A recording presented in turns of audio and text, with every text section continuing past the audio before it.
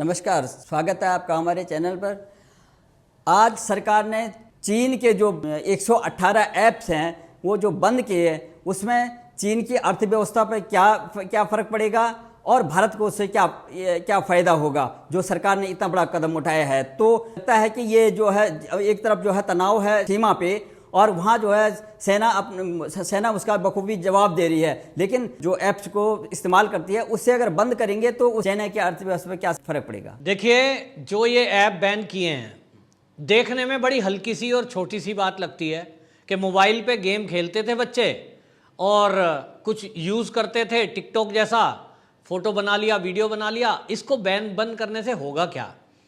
कोई लोग तो कहते हैं कि चाइना से मोबाइल आ रहे हैं, टीवी आ रहे हैं, सामान आ रहा है, सरकार को वो बंद करना चाहिए, इससे होगा क्या? लोग क्रिटिसाइज़ करते हैं। लेकिन मैं आपको बता दूं कि ये जो सरकार का कदम है कि चाइनीज ऐप को बैन किया गया है, तो आपको बताऊं इसका क्या फ़र्क पड़ता है। इसी से आइडिया लगाइए कि अब से पहले जब गलवान घाटी में चीन ने हिमाकत की थी और हमारे सैनिकों के ऊपर हमला किया था, जिसमें वीर गति को हमारे 20 जवान शहीद हो गए थे, वीर गति को प्राप्त हुए थे, उस समय 59 ऐप बैन किए थे और उससे आप समझ लीजिए 700 करोड़ का नुकसान चीन की कंपनियों को हुआ था। इसी से आप आइडिया लगाइए, केवल 59 ऐप बैन करने से चीन का 700 करोड़ का नुकसान हुआ। कितनी कंपनियां बंद हो गई? एक कंपनी का नाम है टिकटॉक, जो केवल वीडियो लोग डालते थे, फोटो डालते थे। अब वो कंपनी बंद हो चुकी है क्योंकि वो पहले से ही पाकिस्तान में बैन थी, अमेरिका ने उसको बैन किया और अब भारत ने बंद कर दिया। कंपनी बंद, कर्मचारी बाहर, अर्थव्यवस्था 700 करोड़ का नुकसान चीन को। अभी कितने किए हैं?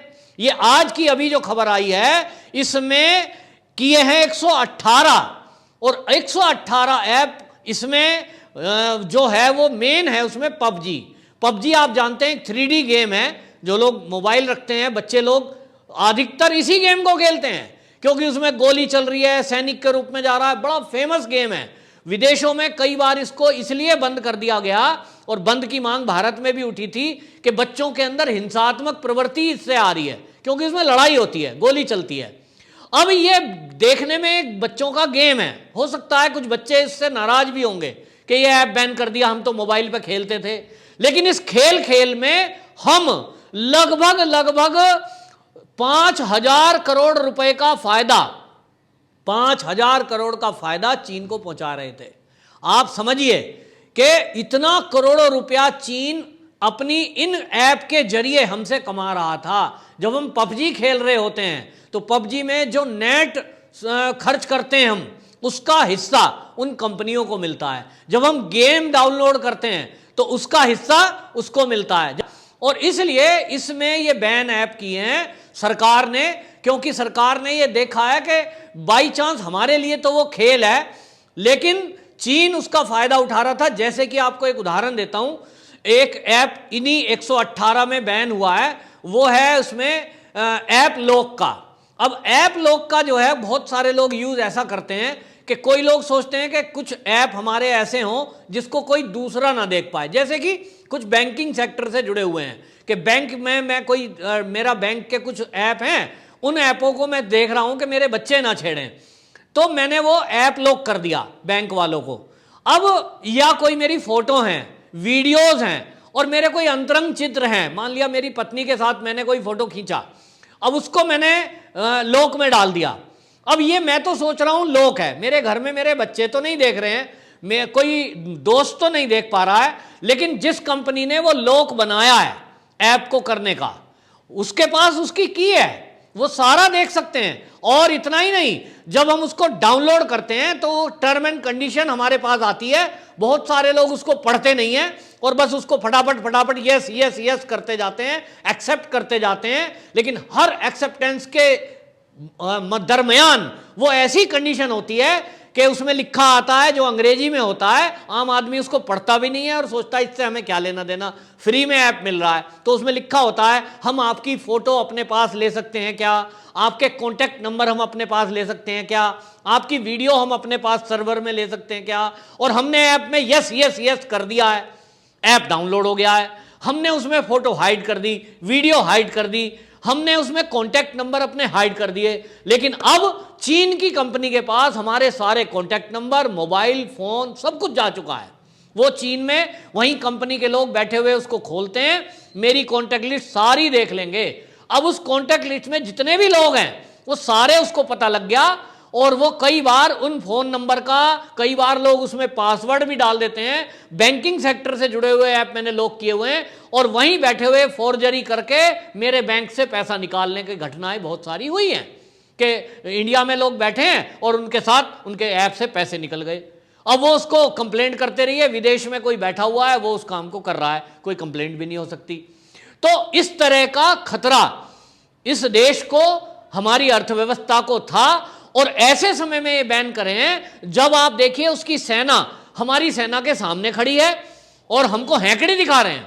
तो ये जो हैंकड़ी दिखा रहे हैं वो किस कारण थे? क्योंकि उनके पास आज, चाइनीज सेना के पास अस्त्र शस्त्र हैं, और ये अस्त्र शस्त्र कहां से आते हैं?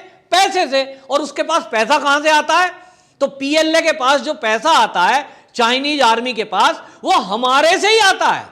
मैं कोई ऐप डाउनलोड कर रहा हूं, मेरे बच्चे कोई ऐप डाउनलोड कर रहे हैं, हम लोग इंडियन जो भी चाइनीज ऐप डाउनलोड कर रहे हैं, तो आप सोचिए कि 5,000 करोड़ रुपए का फायदा हम उसको पहुंचा रहे हैं केवल ऐप से, और वो उससे क्या करेगा? हथियार, बम, गोला बारूद खरीदेगा, हमारे सैनिकों के ऊपर और हमारे नागरिकों के ऊपर वो मिसाइल छोड़ेगा। हमसे बेवकूफ कौन है भाई कि हम अपने ऊपर मिसाइल दागने के लिए हम मिसाइल खरीदने का पैसा खुद ही चाइना को दे रहे हैं।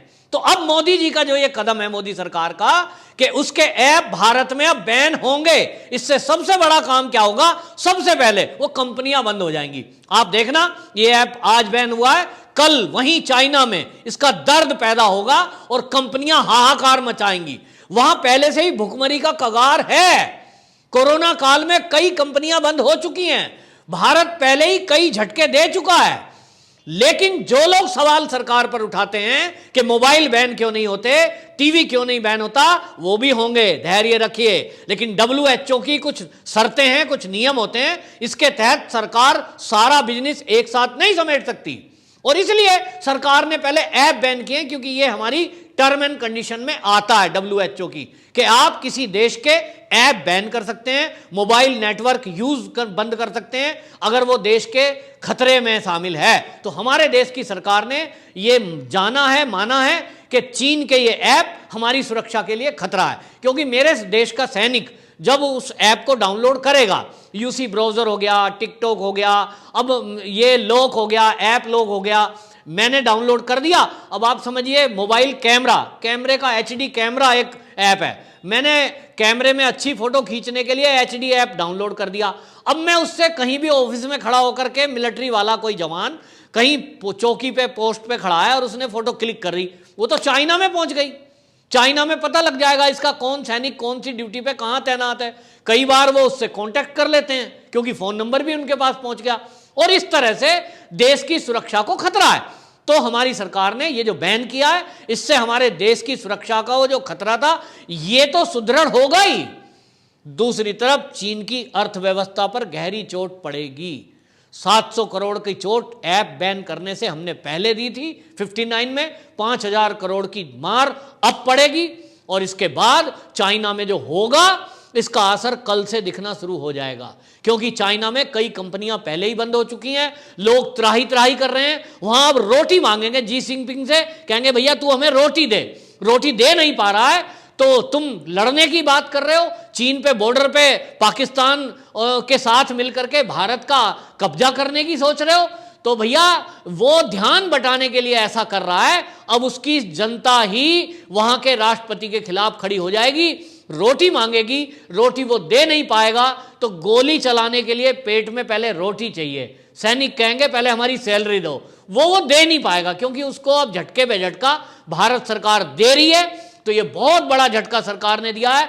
और मैं बताऊं कि मोदी जी एक नारा हमेशा देते हैं कि जब परिस्थिति है कोई ऐसी, विपरीत परिस्थितियों को भी अपने अनुकूल बना लेना। ये कोरोना काल में मैं कहता हूं भारत ने इसको अपनी स्थिति को बदलते हुए ये जो है अपने देश का सुदृढ़ करने के लिए जो फैसला लिया है बहुत ही सराहनीय कदम है और चीन को सबक सिखाने के लिए बहुत जरूरी था।